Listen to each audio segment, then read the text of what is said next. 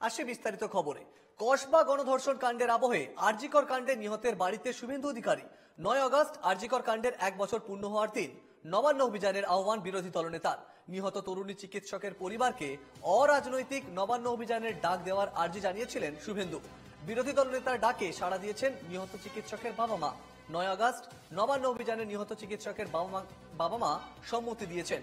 অভিযানের আয়োজনে থাকবে বিজেপি। অভিযানের দিন উপস্থিত থাকবেন নিহত চিকিৎসকের বাবা মা।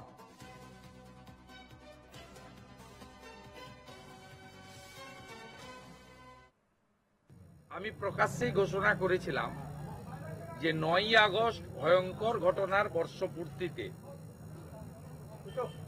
অরাজনৈতিকভাবে যদি ডাক্তার বোনের পিতা মাতা নবান্ন চলো অভিযানের মতো কোনো বড় কর্মসূচির ডাক দেন, তাহলে রাজনীতির পতাকা সরিয়ে রেখে আমরা সবাই অর্গানাইজও করব, পার্টিসিপেশনও করব।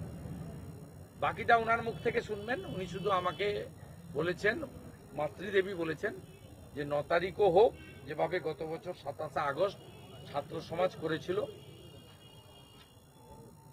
আর সাথে সাথে অরাজনৈতিকভাবেই নাগরিক সমাজ, যুব সমাজ, ছাত্র সমাজ সবাই এগিয়ে এসে 14ই আগস্টে গতবারের মতো রাত দখলের কর্মসূচিও পালিত হোক, তা মাতৃদেবীর ইচ্ছা।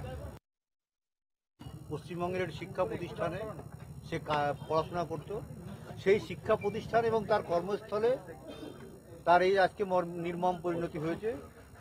সেই যে দায়, পশ্চিমবঙ্গ সরকার কখনোই তার দায় এবং স্বাস্থ্য সচিব কখনো তার দায় ঘাট থেকে নামাতে পারেন না। সেই কারণেই আমরা ঠিক করেছি আগামী 9 আগস্ট বর্ষপূর্তি উপলক্ষে 1 বছর হয়ে যাচ্ছে, আমরা ন্যায় বিচার পাইনি এবং আদালতে রাজ্য সরকারের যে ভাবমূর্তি এখনো আছে তারই প্রতিবাদে এবং ন্যায় বিচার ছিনিয়ে আনার জন্য আমরা নবান্ন অভিযানে ডাক দিচ্ছি।